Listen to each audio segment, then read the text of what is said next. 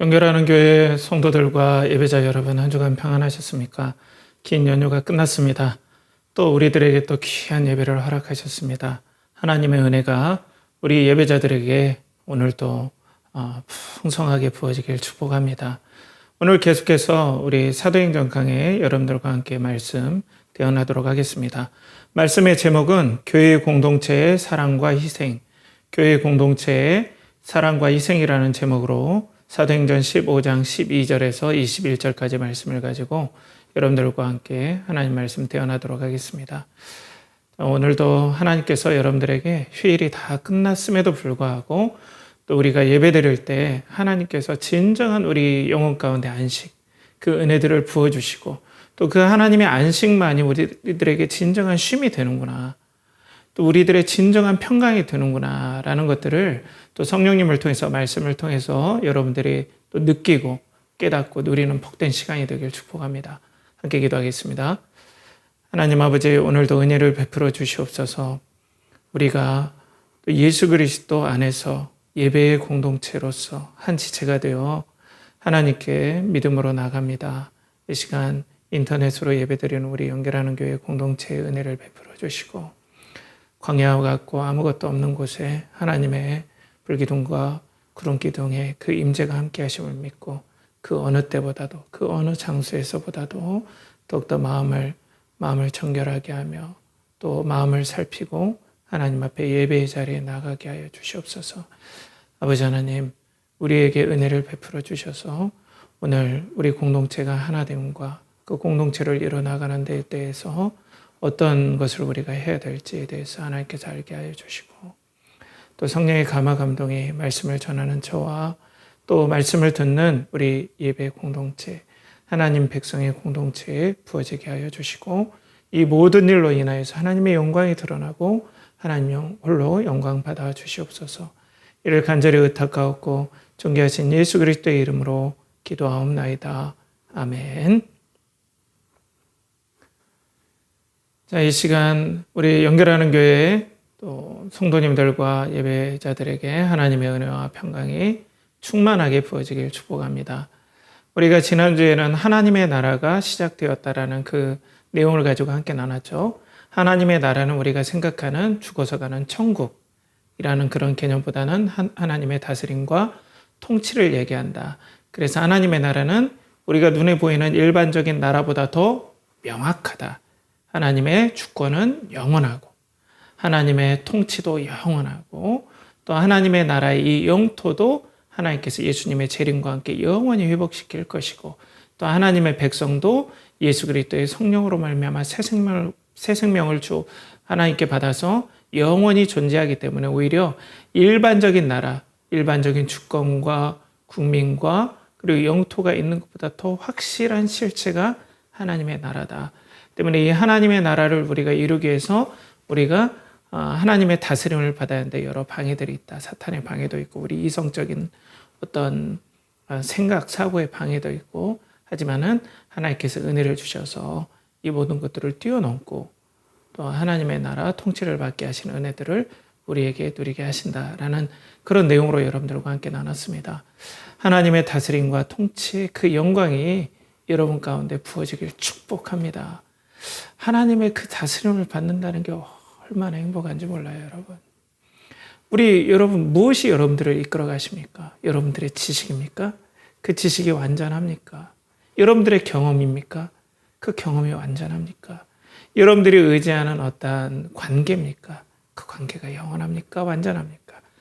오직 살아계신 하나님, 성경에서 분명하게 우리에게 나타내시고 또 계시해 주신 그 하나님께서 우리 영원한 반석이시고 또 구원의 영원한 생명이신 줄 믿습니다. 자, 이제 이 말씀을 가지고 두 번째로 여러분들과 나누는데요. 공동체에 대해서 여러분들과 좀 나누고 싶습니다. 제가 이것을 주제로 삼아서 나눈다기보다는 말씀에 이렇게 나와 있기 때문에 여러분들과 함께 공동체에 대해서 오늘 말씀을 주시는 것이기 때문에 여러분들과 함께 그 공동체에 대해서 나눠보고 싶어요. 이제 베드로도 그렇고 또 바울과 바나바의 여러 증언들을 통하여서 야고보 예수님의 육신의 형제 야고보가 이제 형제들에게 이 말씀이 아모스 말씀이 성취되었다 하면서 이제 권고의 사항으로 오늘 말씀이 나옵니다. 앞으로 이런 부분들은 서로가 공동체를 이루기 위해서 필요합니다라는 권고 사항을 오늘 말씀하는 대목이에요. 오늘 19절에서 21절에 보면 그러므로 내 의견에는 이방인 중에서 하나님께로 돌아오는 자들을 괴롭게 하지 말고 다만 우상의 더러운 것과 음행과 목매어 죽인 것과 피를 멀리하라고 편지하는 것이 옳으니 이는 예로부터 각 성에서 모세를 전하는 자가 있어 안식일마다 회당에서 그 글을 읽음이라 하더라. 이제는 이 이방 교회에게 야고보 이 예루살렘 교회 리더가 편지를 하는 것이 옳다. 그래서 우상의 제물과 음행과 그리고 목매어 죽인 것과 피를 멀리하라. 근데 여기서 음행을 빼고는 다 먹는 거죠, 여러분.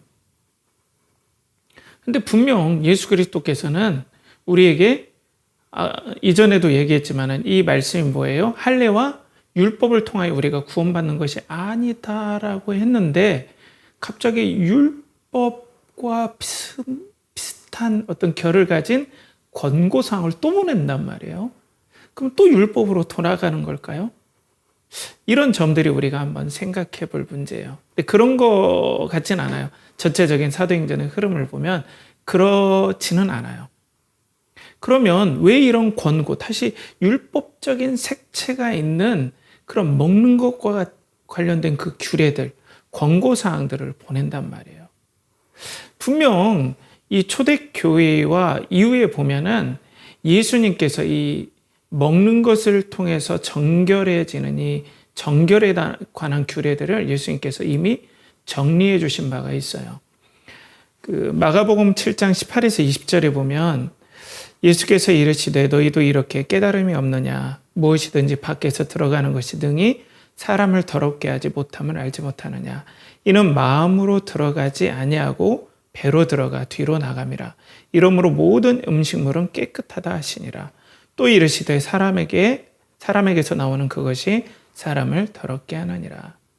예수님께서 딱 마가복음 말씀을 통해서 정리해 주셨죠. 사람이 무엇을 먹어서 그 먹는 것 때문에 사람이 더러워지는 게 아니다. 우리 마음속에 있는 죄의 근원, 또 그 근원이 뿜어져 나오는 마음에서 우리를 죄 때문에 우리의 마음이 더러워지고 타락해지는 그런 것으로 우리가 더러워지는 거지 바깥에서 음식이라든지 뭘 묻혀서 우리가 더러워지는 게 아니다라고 딱 정리를 해 주셨어요. 정결에 대해서. 그런데 오늘 말씀은 거꾸로 야고보의 그 권고사항을 보면은 오히려 우상의 제물과 그리고 우상에 드려진 것들 그리고 목매어 죽인 것과 피를 멀리하라. 이거 먹는 것과 관련되어 있는 거거든요. 그러면 일부 후퇴냐 또 이게 혼란이냐 이렇게 생각할 수 있는데 그거라고 보기는 어려워요. 먼저는 한 공동체를 이루기 위해서 오늘 야고보가 권고사항으로 보내준 거예요. 그러니까 이거는 어떻게 보면은 과도기적인 거고 임시적인 겁니다. 이 권고사항 그대로 하면 우리는 어때요? 순대 못 먹어요. 피를 멀리하라고 그랬잖아요. 그러니까 그 유대인과 이방인 교회가 공동체를 이루는 맥락하에서 우리는 살펴봐야 된다는 거예요. 이것을. 그러면 뭔가 이것들을 통하여서 유대인들은 유대인대로 공동체를 위해서 희생하고 섬겨야 되고 이방인은 이방인대로 유대인과 함께 하려면 이런 부분에서 여러분들이 서로 섬겨주고 희생해야 됩니다. 라는 거예요. 한 공동체를 이루기 위해서는 우리가 이 먹는 것들, 특별히 이 먹는 것이라는 게 여러분 중요한데요. 1세기 지중해는 이스라엘 사람뿐 아니라 로마 시대도 이 식탁 교제, 이거 먹는 것이 정말 중요했어요. 우리처럼 지금이야 그냥 배고프면 편의점 가서 컵라면 사 먹고 이 먹는 것이 너무 쉬워졌지만 옛날에는 먹는 일이 쉽지 않은 문제고 소중한 문제이기 때문에 먹는 걸 함께 한다는 건 지금과 완전히 어떤 느낌이 달라요, 여러분. 더 무게가 있어요. 그 진짜 함께할 사람, 우리도 식구라는 말을 쓰잖아요. 우리가 한 혈족이다, 내 가정의 한 구성원이다 할 때 식구라는 말, 먹는 입이다 라고 할 정도로 이 먹는 건 지금의 느낌과 고대와 근래 우리 조선시대까지 정말 동서고금을 막론하고 중요한 건데, 이 1세기 로마인들뿐 아니라 유대인들 동일하게 이 먹는 건 정말 중요하거든요. 근데 먹는 것과 함께 한다는 것이 곧 공동체를 이룬다는 뜻이에요. 그런데 결정적으로 이 먹는 것 때문에 공동체를 못 이루게 생겼어요. 유대인들이 이 이방인들의 이 먹는 문화 때문에 도무지 내가 접고 접어도 이건 도무지 안 된다라는 그 선이 있었던 거예요. 유대인들이 하나님의 율법의 어떤 관례대로 수천 년간 살아왔기 때문에, 1000년이 넘게. 그렇기 때문에 지금 유대인과 이방인이 하나의 공동체가 되려면 이런 부분들을 좀 서로 섬겨주고, 유대인들은 이런 부분들을 섬겨줘야 합니다라는 거예요. 그래서 이것이 신약 여러분들 서신서, 바울 서신서에 보면 이게 엄청난 이슈가 됩니다. 계속 나와요. 때문에 여러분들과 이것들을 좀 다뤄야만이 이후에 서신서를 읽더라도 왜 이 먹는 문제들, 이런 것들이 왜 중요한지 여러분들이 좀 알 수 있어요. 그래서 고린도전서 8장 1절에 보면 이런 맥락에서 이런 부분들이 많이 다뤄져요. 거기에 보면 우상의 제물에 대하여는 우리가 다 지식이 있는 줄을 아나 지식은 교만하게 하며 사랑은 덕을 세우나니. 그러니까 우상의 제물에 대해서, 이 먹는 것에 대해서 여러 가지 교회에 문제가 생겼는데, 이런 부분들, 본질은 아니지만 본질 아닌 것에서, 신앙의 본질, 구원에 관련된 본질적인 부분은 아니지만 그 신앙의 본질 아닌 부분임에도 불구하고 신앙의 공동체를 이루는데 엄청나게 걸림되는 그런 부분들은 사랑과 희생의 관점으로 우리가 해석해 나가고 풀어가야 된다라는 거예요. 그러니까 오늘 하나의 공동체, 하나님 나라 공동체, 교회가 딱 생겼잖아요. 그죠? 하나님의 다스림을 받는 신앙 공동체의 모습인 이 땅의 교회라는 부분들이 유대인과 헬라인, 유대인과 이방인, 이런 구성원으로 딱 생겼단 말이에요. 그런데 하나로 합쳐지게 못하는 걸림적인 요소. 예수님은 동일하게 서로 믿는데 하나로 합쳐지게 못하는 그런 걸림적인 요소에 대해서 권고사항으로 오늘 야고보가 편지하라, 이런 내용으로 했던 그런 내용이 오늘 본문의 말씀이에요. 그럼 먼저는 유대인들 측면에서 뭘 희생해야 되나? 우리가 공동체를 이루기 위해서 뭘 희생해야 되나? 유대인들의 부분에 대해서는. 첫 번째로는 유대인들은 율법과 그리고 할례를 통해서 구원받는다라는 이 뼛속까지, DNA까지 박힌 이 부분들을 꺼내고 이제 사람이 구원받는 건 유대인이나 이방인이나 예수 그리스도를 믿음을 통해서 우리가 구원받는다라는 그 믿음을 붙잡는 엄청난 전환을 이루는 이런 부분들의 희생을 오늘 먼저는 요구합니다. 뭐가 이게 희생입니까? 라고 하는데 아니에요, 여러분. 이들에게는 하나의 자존감이었어요. 여러분들이 알지만 이스라엘 나라, 유대인들이 큽니까? 나라가 작아요. 수없이 우리나라처럼, 우리나라는 대륙과 해양 쪽의 연결 지점이라 많은 침략을 받았지만 이스라엘은 이쪽 메소포타미아 지역이 발흥을 하면, 그 사람들이 힘을 키우면 항상 어디에 관심이 있냐면 이집트의 풍요로움에 관심을 가져요. 그래서 꼭 지나가는 곳이 바로 지금의 팔레스틴, 이스라엘 지역이에요. 그러니까 지나가면서 그냥 안 지나가죠. 쑥대밭을 만들고 지나가요. 이집트도 힘이 좀 세지면 어디에 관심을 가져요? 저쪽 위쪽, 메소포타미아죠. 저쪽에 풍요를 내가 가져야겠다. 그래서 꼭 지나가는 쪽이 이스라엘이에요. 그러니까 힘이 약해요.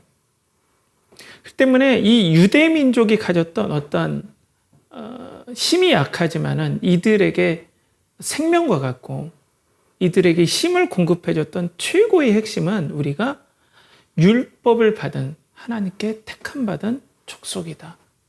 이 관점이에요. 우리는 하나님께 택함받았고 하나님의 말씀을 받았고 우리 조상들, 믿음의 조상들이 있다. 하나님의 선민이다. 하나님의 나라의 통치를 계승하는 우리들만이, 아브라함의 족속, 혈통인 우리들만이 우리가 이렇게 하나님 앞에 사랑받는 집단이다. 이걸로 인해서 사실상은 버텼거든요. 어떻게 보면 신앙인들은. 그런데 이걸 내려놔야 돼요. 그건 자기의 정체성을 완전히 바꿔야 되는, 지금까지 가졌던 모든 1000년이 넘게 가져왔던 그런 자기의 생각과 관점을 바꿔야 되는 이런 일들이 유대인들에게, 유대인 예수님을 믿는 크리스천들에게 요구가 되었다는 거죠. 그러니까 우리로 말하면 인간이라면 이런 것들이 있어야 고귀해지고 정말 성공한 사람들이다. 유대인들은 하나님의 율법을 받고 할례를 받음으로 내가 인간다워졌다. 하나님께 사랑받는다. 진정으로 뭐랄까 존귀한 존재가 됐다. 이런 관점을 예수 그리스도 중심으로 바꾼다면, 우리로 말한다면 어떤 거냐면, 우리가 이 땅에서 진정 이 한평생 살 동안 내가 정말로 사람답게 사람들에게 가치와 존귀를 인정받는 거라면 우리로서는 어때요? 지금 돈, 성공, 학벌, 직장이잖아요. 그렇죠? 사실 이런 걸로 사람들의 가치를 평가하죠. 우리도 대부분 그렇지 않나요? 그런데 이걸 다 진짜 내려놓는 거예요. 그리고 무엇으로 우리의 가치를 평가하는 걸로 내 생각을 완전히 전향하냐, 완전히 돌이키냐면 예수 그리스도의 믿음이에요. 예수 그리스도 그분이에요. 그분이 사람을 보는 나의 존귀와 나의 모든 가치의 핵심이 되는 거예요. 그뿐 아니라 내가 사람을 보는 관점도 그렇다는 거예요.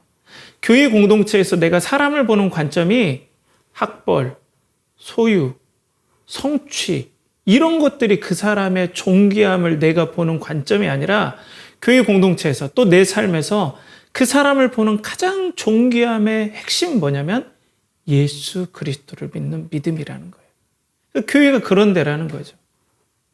그런 것들의 관점을 전향하는데 엄청난 희생이 따랐다는 거예요. 이건 엄청난 희생이죠. 이방인들이에요. 아브라함의 피가 섞이지 않았음에도 불구하고 이전의 관점을 내려놓고 내가 그들을 예수 그리스도 그분만으로 존귀하다, 가치롭다, 소중하다, 내 생명도 아깝지 않은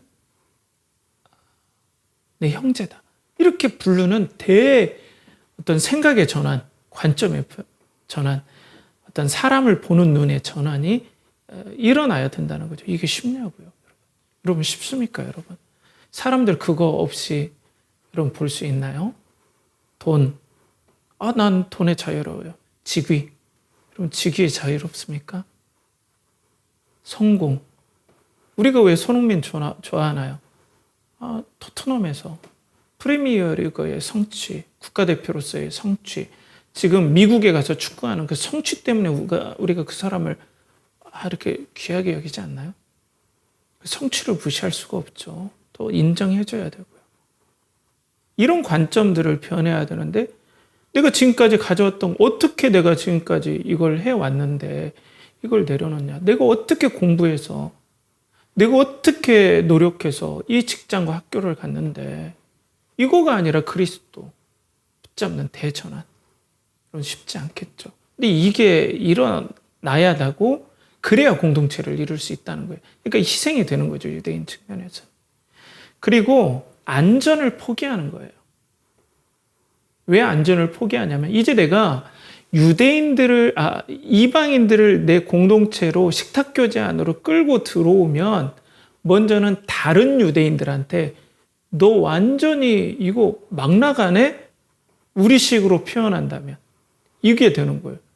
보자 하니까 예수님 믿는다는 데까지 내가 어떻게든 참으려고 했는데, 아니 그 더러운 이방인들을 식탁교제로 불러와? 하면서 이들을 식탁교제로 불러온과 동시에 다른 유대인들로 하여금 내가 완전히 그 조직에서 완전히 배제되고 따돌림 당하는 일이에요.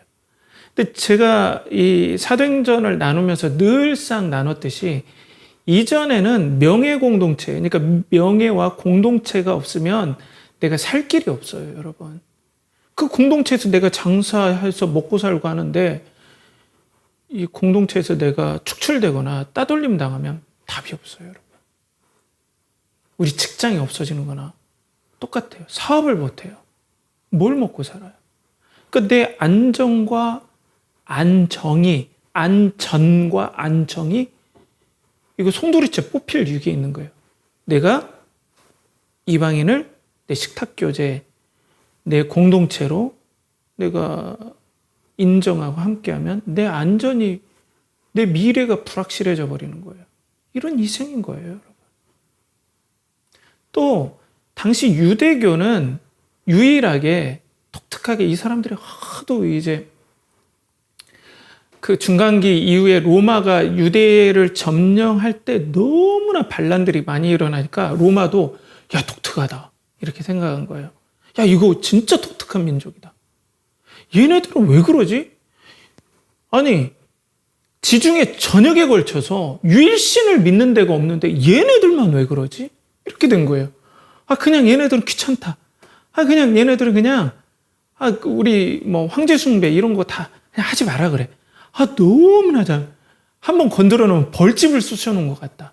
이렇게 생각한 거예요. 그래서 로마가 유일하게 황제 숭배에 대해서 면제를 해준 것이 바로 유대교예요.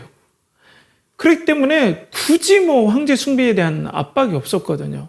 그런데 유대인들이 이 이방인들 식탁교제로 딱 초청하는 순간 이전에는 유대교로서 기독교를 봤거든요. 그런데 이방인들이 함께하면서 유대교가 아니네? 라고 하면서 유대교와 분리될 가능성이 100% 있어요. 그리고 분리됐고요. 그럼 어떻게 돼요? 황제 숭배를 강요하게 돼요. 그럼 내가 이제는 신앙을 고백하면 나는 죽게 돼요. 나는 축출당할 수도 있고 안전을 위협받고 안정을 위협받는 거예요. 그러니까 유대인들이 이방인을 교회 공동체로 인정한다는 건 자신의 자존감, 자신의 정체성, 어려운 말로 자기가 지금까지 지켜왔던 내가 누구냐라는 그런 부분들을 완전히 양보해야 되고, 그뿐 아니라 사람됨, 인생의 성공, 기준도 다 양보해야 되고 내려놔야 되고, 그리고 내 안정과 안정을 포기해야 된다는 거예요. 이런 희생이 따라야만이 유대인들은 교회 공동체를 이룰 수 있다는 거예요. 그런데 어떻게 됐어요? 오늘 본문 말씀에 결의를 했어요. 교회 공동체를 위해서 예루살렘 교회가, 지도자들이 우리가 희생하겠습니다. 우리의 생명과 우리의 안전을 포기하고 이 땅에 성령께서 임한 그리스도의 몸된 교회 공동체를 이루어가겠습니다. 이런 희생을 하겠습니다. 그러니까 여러분, 교회 공동체를 이루기 위해서는 그냥 나 교회에 들어가요, 나 예수님 믿어요 라는 의미가 저번에 로마서 10장 10절 말씀인가요? 사람이 마음으로 믿어 의에 이르고 믿음으로 시인하여 구원에 이르느니라. 그러니까 이 믿음을, 그리고 로마 10장 13절에 너희가 예수를 주로 고백하면, 예수 그리스도를 주로 고백하면 구원을 받는다라는 이런 부분들이 이 당시 초대교회 상황에서는 엄청난 희생과 결단을 요구했다는 거예요. 그러니까 우리가 예수님 믿습니다라는 그런 가벼운 맥락이 아니라는 거예요. 이해가 되셨죠, 여러분? 여러분들은 어떻습니까? 교회 공동체를 이루기 위해서 여러분들 마음속에 어떤 변화가 있어야 될지 우리는 좀 살펴봤어요. 여러분들은 정말 인생관과 그리고 소유, 내가 어떤 소유, 내 어떤 비전, 이런 것들을 내려놓고 여러분들은 공동체를 이루기를 원하십니까? 이게 진짜 공동체라는 거예요. 여러분들의 안전과 안정을 포기하고 교회 공동체를 이루고자 하나요? 이게 진짜 성도라는 거예요. 진짜 예수 그리스도를 믿는, 그리고 정말 하나님이 소중한 어떤 희생이 있더라도 이 그리스도가 하나님과 언약의 관계를 회복시켜 주시는, 여러분, 우리가 나눔에서도 나눴듯이 하나님을 믿는다는 건 막연한 초월자도 아니고요. 그리고 성경에 있는 그 분을 믿는다는 건 어떤 부분이냐면 내가 그분과 관계를 맺는다는 건데, 믿는다는 건 그럼 언약의 부분에 대해서 우리가 꼭 맞닥뜨릴 수밖에 없어요. 인격과 인격이 관계를 맺는다면 우리가 지난 율법과 할례에서 나눴듯이 언약의 관계가 아니면 절대 하나님과 인격적인 관계가 이루어지지 않는데, 우리가 어떤 언약에서 깨졌기 때문에 우리가 이렇게 비참한 상황 가운데 있었습니까? 이 선악과를 따먹으면 정령 죽으리라. 그러니까 여러분들이 하나님을 믿는다면, 그 하나님과 교제를 하고자 원한다면 그 하나님과 여러분들이 어떻게 맞닥뜨리느냐? 언약을 통해서 맞닥뜨려야 돼요. 그러니까 하나님을 진짜 믿는다면 이 언약에 대한 부분부터 해결이 되어야 돼요. 정령 죽으리라는. 여러분들은 어떻게 해결하시겠습니까? 여러분들은 그 해결책, 깨진 언약을 회복할 해결책을 찾았습니까? 그런데 놀라운 소식은 이것을 해결해 주신 새 언약의 중보자 되신 예수 그리스도께서 하나님과 깨진 언약을 회복시켜 주신 유일한 분이심을 하나님께서 증거하셨고, 성경이 증거하고 성령께서 증언해 주시고, 그리고 제자들과 사도들이 부활을 목격하고 우리에게 증언해 주셨다는 거예요. 이 공동체가 너무 소중하기 때문에 기존에 있는 유대인 크리스천들은 자신의 안정과 안전, 그리고 율법 지상주의, 지금까지 자신의 어떤 가치의 기준을 다 포기하고 내려놓고 예수 그리스도 중심으로 붙잡았다는 거예요. 여러분, 교회가 그겁니다, 여러분. 이 존귀하신 예수님이 나의 생명이 되고, 존귀하신 예수님만 있으면 나는 죽어도 여한이 없습니다. 내가 이 땅에서 성공하지 못하고 때로는 건강하지 못하고 할지라도 이 예수님만으로 내가 소유하고, 이 예수님께서 그 하나님과의 언약을 회복시켜 주셔서 그 영화로우신 하나님, 천지 만물을 창조하신 그 하나님과 내가 관계만 회복된다면, 그 하나님의 자녀가 된다면 내가 여한이 없습니다. 그 공동체를 이루는데 내가 희생하지 못할 게 없습니다. 라고 얘기하는 거예요. 이런 믿음이 여러분들에게 있기를 간절히 축복합니다. 자, 그러면 이제 우리 이방인들은 그럼 어떤 희생을 해야 되나? 오늘 20절, 21절에 보면 다만 우상이 더러운 것과 음행과 목매어 죽인 것과 피를 멀리하라고 편지하는 것이 옳으니, 이는 예로부터 각 성에서 모세를 전하는 자가 있어 안식일마다 회당에서 그 글을 읽음이라 하더라. 그러니까 이방에 있는 그 당시 교회는요, 기존의 유대교 회당에서 분리되지 않았어요. 이게 좀 초대교회 사로 넘어가야 되는데 성경이 아니라, 그러니까 기존의 유대교도 있었고,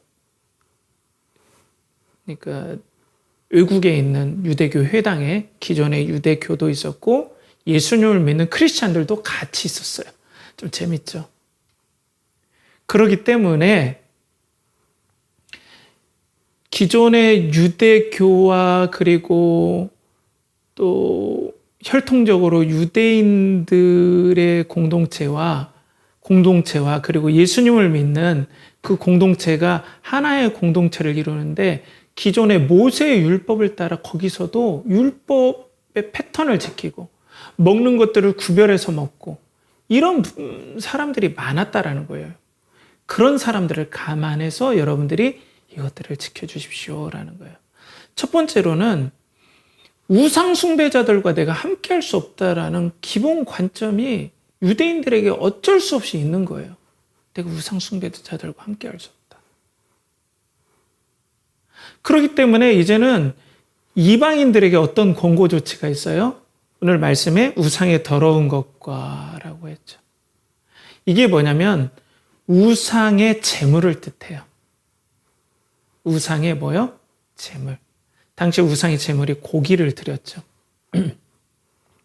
고기를 드렸는데 이 우상의 제물이 왜 문제가 되냐면 첫 번째로는 일반적으로는 내가 그냥 시장에 당시에는 이렇다고 그래요. 그러니까 우상에 이제 사람들이 제물을 드리잖아요. 그러면 그 이방 신전의 제사장이 일부 고기를 갖고 또 고기도 뭐 신한테 태워서 드리고 나머지 부분들은 시장에 유통했어요. 상당히 그래서 고기가 우상 신전에 드려진 그 제물의 고기가 시장에 일반 고기로 많이 유통이 된 거예요. 대부분의 고기들이 그렇다고 그래요. 그렇기 때문에 그냥 고기를 내가 막 뭐 돼지고기도 먹고 소고기도 먹고 뭐 그랬겠죠. 근데 이제는 이방인들이 어때요? 첫 번째로는 내가 어떤 고기, 이 고기가 진짜 우상에게 드려진 고기인가? 이거 계속 신경 써야 된다는 거예요. 첫 번째로는. 그래서 우상에 드려진 고기가 아니면 일반적으로 도축한 고기는 뭐 더 비쌀 수도 있다라는 견해도 있어요. 아니면 아예 어떤 고기가 어떤 고기인지 모르니까 그냥 고기를 안 먹어야 되는 일들도 있어요. 이런 희생들이 있다는 거예요. 두 번째는 이것보다 더한 것들이 있습니다. 왜냐하면 이 우상의 제물에 대해서 왜 얘기를 했냐면 당시에는 어떤 인적인 네트워크가 우상의 제물의 고기를 먹으면서 식탁 교제를 하면서 우리가 어떤 중요한 어떤 인간관계를 맺는 거예요. 뭐 라이온스 클럽, 로타리 클럽 이렇게 하듯이 우상 신전을 중심으로 우상에 바쳐진 제물을 먹고 마시면서 어떤 관계들을 형성하고 인적 네트워크를 형성해서 내가 좀 장사를 하고 정치를 하고 또 사회에서 영향력을 발휘하고 싶으면 꼭 그 우상 제물 네트워크에 내가 먹고 마셔야 된다는 거예요. 그런데 그것들을 멀리하라면 내가 지금 예수 그리스도를 믿었어요. 근데 내 꿈과 야망은 여기서 좀 내가 정치도 좀 하고 그리고 사람들한테 영향력을 주고 싶은데 그걸 포기해야 된다는 거예요. 신앙 때문에. 여러분들 그 관점을 아시겠죠? 그런 부분들을 내가 내려놨습니다라고 그 유대인과 이방인의 신앙 공동체 교회에서 얘기할 때 기존의 유대인들은 안심하고 서로 식탁 교제를 할 수 있다는 거예요. 그걸 배려하라는 거예요. 엄청난 희생이 따르는 거예요. 내 꿈을 접어야 될 수도 있고 기존에 내가 완전히 계속해서 빌드업 해놨던 쌓아놨던 모든 인맥들이 한순간에 무너져서 내가 사람들한테 꽤 인정받고 했던 저기만 가면 막 인정해주고 상당히 성취감과 그런 것들을 누리고 살았는데 그걸 예수 믿는 신앙과 공동체를 위해서 내가 포기해야 된다라는 그런 의미가 있는 거예요. 이렇게 해주십시오라는 거예요. 이런 사랑과 희생을 부탁드립니다. 머리가 아픈 거예요. 근데 그걸 성도들이 했다는 거죠. 그리고 또 음행과라고 했어요. 이 음행도 이 이방 신전과 관련이 있어요. 당시 고린도라든지 그런 데 보면 여러분들 아는 아프로디테, 비너스 이런 신전에 가면 그 신에게 축복받는 것은 그 신전에서 종사하는 여자 사제, 여자 제사장 우리로 말하면 이런 사제와 육체적인 음란한 관계를 맺음으로써 내가 신에게 영광을 돌리고 축복을 받고 또 여러 내 쾌락을 즐긴다. 이런 관점들이 있었다는 거예요. 그걸 통해서 사람들이 그런 관계를 통해서 내가 어떤 네트워크, 사람들과의 모임을 형성하고 그랬다는 거죠. 그리고 당시에는 그런 게 너무나 이방 사회에 흔했어요. 그런데 성경은 어때요? 한 남편과 한 아내의 인간의 관계만 허락한다는 거죠. 여기에 대한 새 관점들.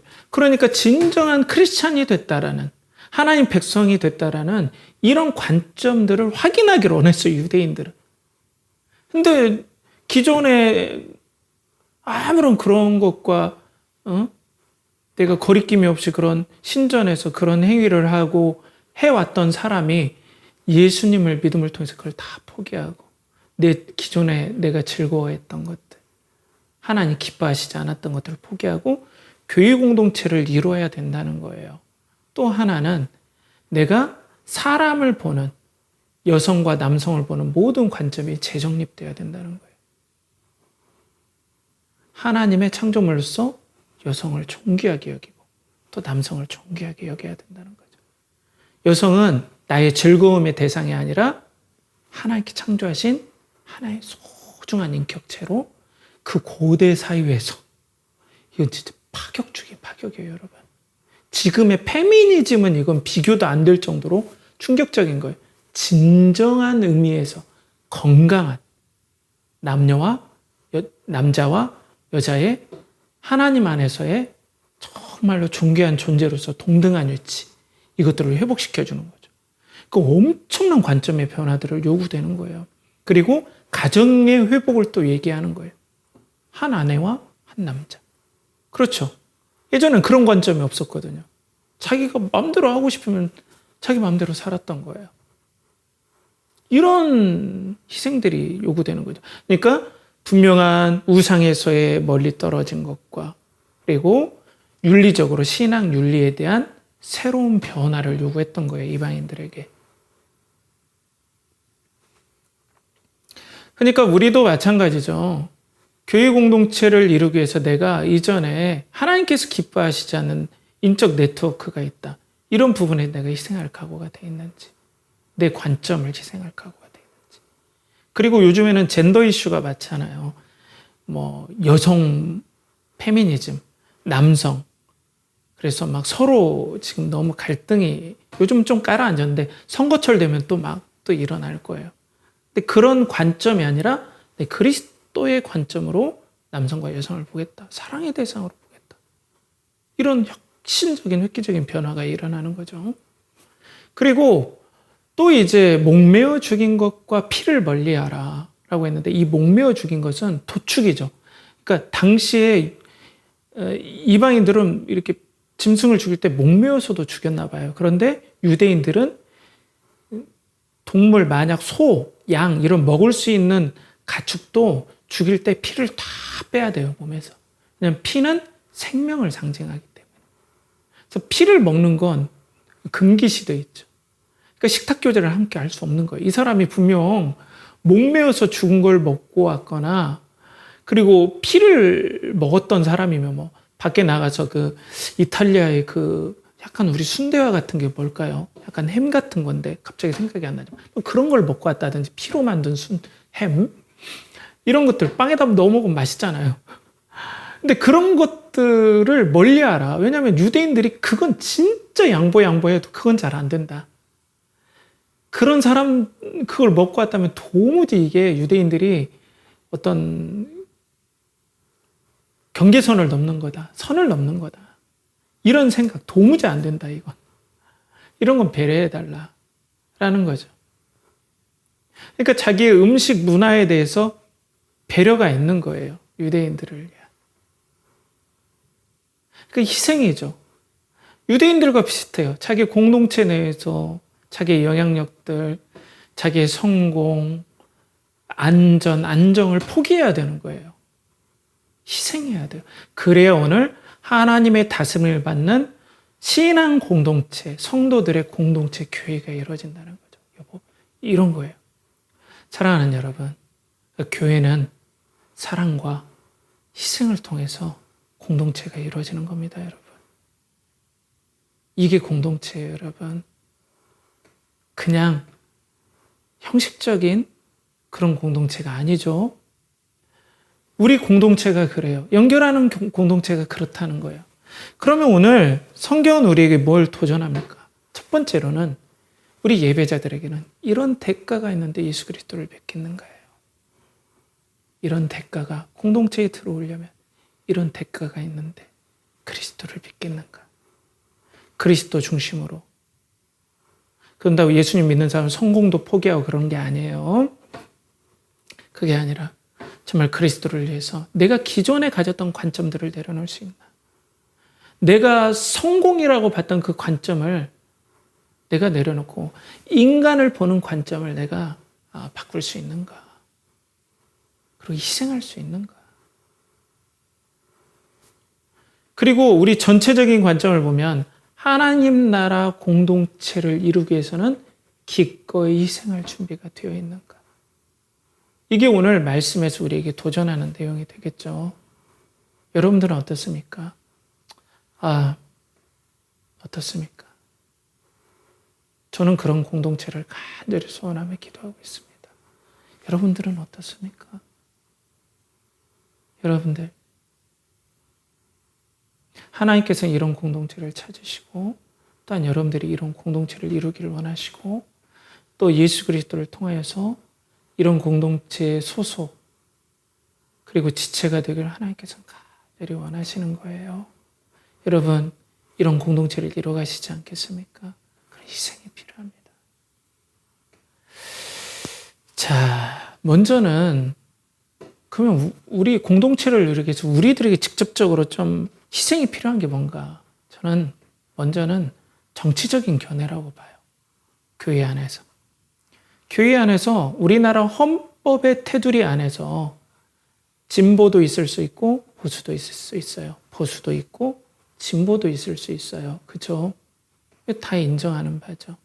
그런데 요즘 가면 갈수록 이 전 세계적인 상황들이 경제도 힘들고 사람들의 마음이 더욱더 좁아지니까 극좌로 이렇게 나누기 시작해요. 근데 우리나라는 그거 지금 심각해요. 교회 내에서도 마찬가지예요. 보수냐, 진보냐. 이런 부분들이에요. 그게 아니에요, 여러분. 우리는 이 교회라는 공동체는 누구를 중심으로 모여야 되겠습니까? 그리스도가 최우선입니다. 그리스도를 위해서라면 보수도 포기할 수 있고 그렇다 해서 공산당이 되라 이런 게 아니라 진보도 포기할 수 있어야 돼요. 이게 진짜 신앙이에요, 여러분. 물론 누구나 다 정치적인 견해를 가질 수가 있습니다. 그렇지만 최고의 가치는 누가 되어야 된다? 그리스도가 되어야 된다. 그리스도를 위해서라면 내가 이런 부분들을 양보할 수 있어야 된다. 이런 마음을 가진 것이 바로 공동체를 위해서 필요하다는 거예요.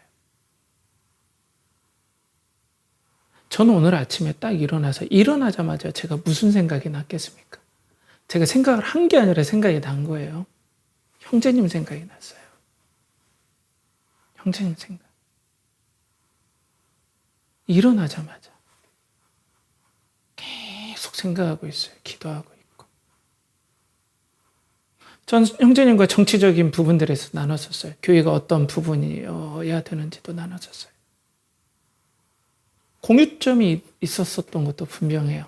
그렇지만 제가 분명하게 선을 그은 이유는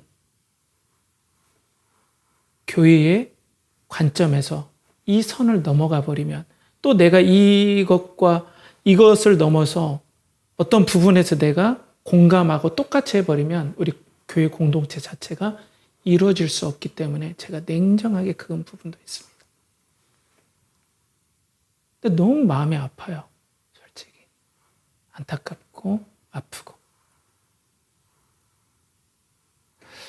또 다른 부분도 그래요. 진보 측도 그래요. 막 저쪽을 보수는 막 친일파다.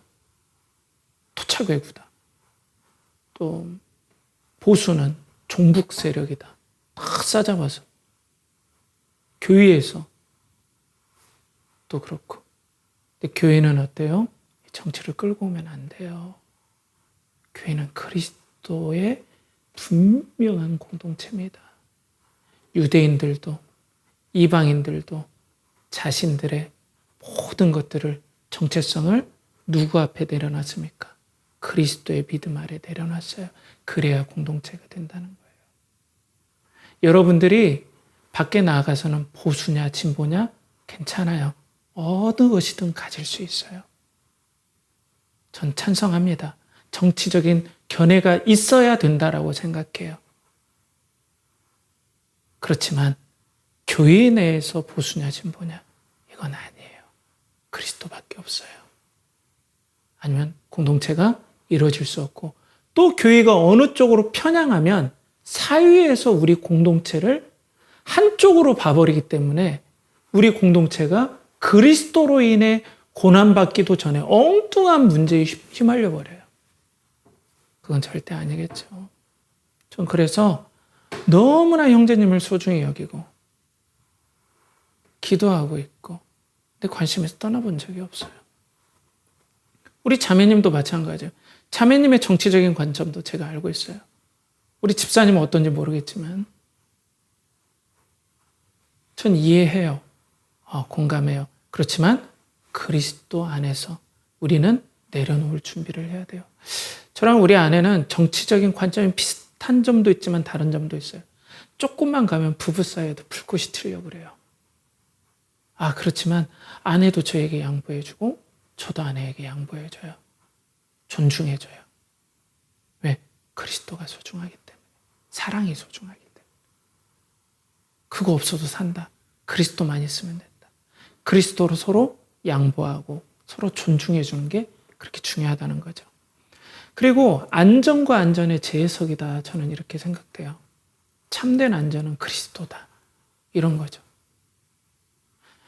이방인과 유대인들이 자신의 안전과 안정을 그리스도의 이름 안에서 포기했어요. 유대인으로서 공동체를 이방인으로 불러들이면 자기 안전이 위협되고, 또 이방인들도 유대인들과 서로 공동체를 이루면 자기가 여러 이너서클에서 다 떨어져 나가고 경제적인 유익도 누리지 못하니까 안전과 안정에서 벗어나게 된다는 거죠. 그러니까 교회에 들어와서는 어때요?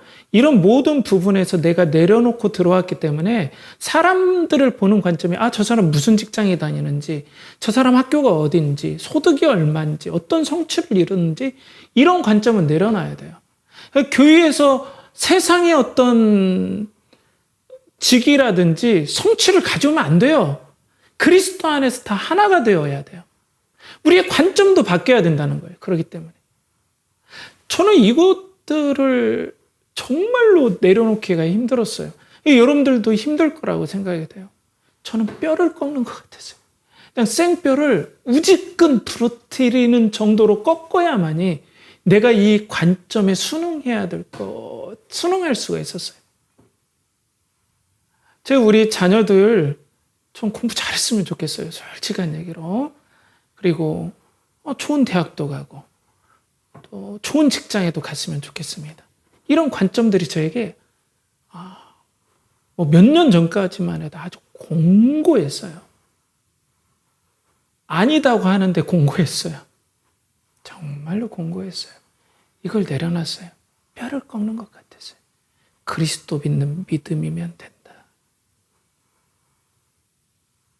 계속 변하려고 몸부림쳤어요. 왜? 우리는 그리스도가 가장 존귀한 가치가 되어야 되니까. 내가 내 자식을 보는 이 관점부터, 성도를 보는, 목사가 어떤 직장 학교 나왔다면 어이구 하고, 또 좀 사회적으로 약간 뭐랄까요, 그렇게 선망하지 않는 직장이나 다니는 성도들은 대대하게 하면 그것보다 이상하죠. 교회는 그리스도 중심이 되어야 된다. 그러니까 우리가 어떤 부분들을 희생해야 되냐? 사람들을 보는 관점을 사회적인 관점으로 보지 않는 데서. 그러니까 거꾸로 우리가 우리 스스로를 그런 관점으로 계속해서 나 자신을 바라보고 나는 안전하다, 아니다, 나는 존귀하다, 아니다, 이런 관점들을 우리가 내려놔야 되겠죠. 그러니까 직장도 그렇고요. 그리스도만 우리 중심으로 삼시다, 여러분. 우리 예수 그리스도가 얼마나 존귀하십니까? 하나님이십니다. 살아계십니다. 그리스도의 나라만 영원합니다. 그게 교회 공동체입니다.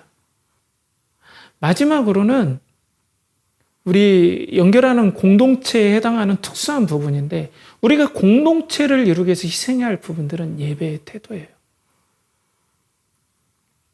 여러분, 저는 양말부터 양복, 여러분들 이 바지, 이거 양복 바지 입고 있습니다. 옛날에 우리 처남은 매형 혹시 뭐 반바지 입고 위에만 입고 하지 않냐고 큰일 날 소리예요. 깨끗한 걸로 촬영하잖아요. 그죠? 깨끗한 걸로 와이셔츠. 우리 아내가 너무 수고해 주는데 깨끗한 걸로 다려서 머리도 뭐 멋있진 않지만은 최대한으로 왜 하나님의 말씀을 전한다. 예배다. 여러분도 어떻습니까? 우리 공동체를 이루기 위한 희생 중에 하나. 믿음이 있든 없든 오늘 이 예배를 드린다면 여러분 하나님 앞에서 여러분들의 예배의 마음과 태도와 자세와 그리고 옷차림까지 여러분들 희생이 필요합니다. 추리닝 입고 모자 덮어 쓰고 그리고 다리야 꼴수 문화적인 차이니까 대충 씻지도 않고 그냥 덥석 앉으면 절대로 우리 연결하는 공동체는 예배를 드릴 수가 없습니다. 여러분 꼭 기억하세요. 우리 연결하는 교회가 더 하나님 앞에 예배의 자세가 요구됩니다. 교회 일반적인 예배의 장소에 가는 분들은 그 분위기와 어떤 부분에서 좀 마음을 더 잡을 수 있어요. 근데 이게 우리 인터넷으로 드린 예배는 마음을 더욱더 집중하고 정성을 들이지 않으면 꼭 이게 텔레비전 보는 것 같이 되는 거예요. 여러분 그렇다면 다른 교회에 가서 예배 드리셔야 돼요. 절대로 그렇게 하지 않으셔야 돼요. 제가 여러분들 보기 싫어요가 아니라 그렇게 하면 여러분들이 절대로 하나님 앞에 영광이 안 되고 하나님을 조심스럽지만 조롱하는 거나 비슷하게 돼요. 때문에 여러분들이 믿음이 있든 없든 간에 정말 예배를 참석한다면 예배답게 참석해 주세요. 이게 우리 공동체에서 갖춰야 될 마지막으로 여러분들에게 당부드릴 희생입니다.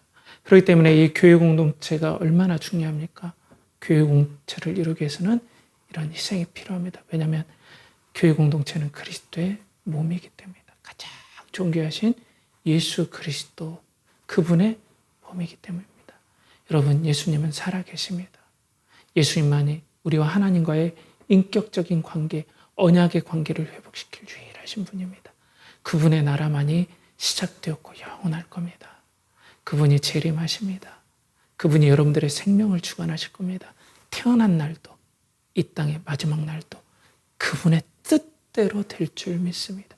그러니 우리 경외함을 가집시다. 이 공동체를 우리가 소속한다면 희생할 마음의 준비를 가집시다. 그렇기 때문에 우리가 정치도 아니면 내 인생의 가치관도 아니면 예배 태도에서도 우리가 이런 희생과 섬김의 각오로 임할 때 하나님께서 이 공동체를 축복하시고 또 그리스도의 몸된 교회의 영광이 드러나게 해 주실 줄 믿습니다. 그런 은혜가 우리 연결하는 교회 공동체에 부어지길 간절히 바랍니다. 기도하겠습니다. 하나님 아버지, 오늘도 우리 연결하는 교회에 야고보 사도의 그 권고사항을 보고 그리스도의 공동체를 이루기 위해서 유대인과 이방인들 어떤 섬김과 희생이 필요한지 또 우리가 공동체를 이루기 위해서는 어떤 희생과 섬김이 필요한지를 살펴보았습니다. 거룩하신 아버지 하나님, 존귀하신 우리 주 예수 그리스도요, 또 우리 마음 가운데 역사하시는 성령 하나님, 우리 가운데 감화감동하여 주셔서 우리 눈을 열어 그리스도의 존귀함과 하나님의 영광을 바라보게 하시고 그 이름으로 거룩한 하나님의 이름으로 구성되는 이 교회 공동체가 얼마나 존귀해서 우리 희생을 희생하고도 남을 정도로 얼마나 소중한지 알아서 우리가 모든 관점을 내려놓고 우리의 모든 안전과 안전을 내려놓고 하나님 앞에 나갈 때 하나님이 우리의 존귀함이 되고 우리의 안전과 안정이 되고 하나님께서 영광 받으시는 그런 교회 공동체와 지체들 되게 하여 주시옵소서. 이를 간절히 바라옵고나며 이제는 우리 주 예수 그리스도의 은혜와 하나님의 극진하신 사랑과 성령의 대주 교통하심이 오늘도 교회 공동체를 그리스도 중심으로 이루고자 하는 사랑하는 연결하는 교회 성도들과 예배자들의 영혼과 가정과 직장과 그들이 드린 모든 것과 하는 모든 일에 이제부터 영원토록 함께 하시길 간절히 축원하옵나이다. 아멘.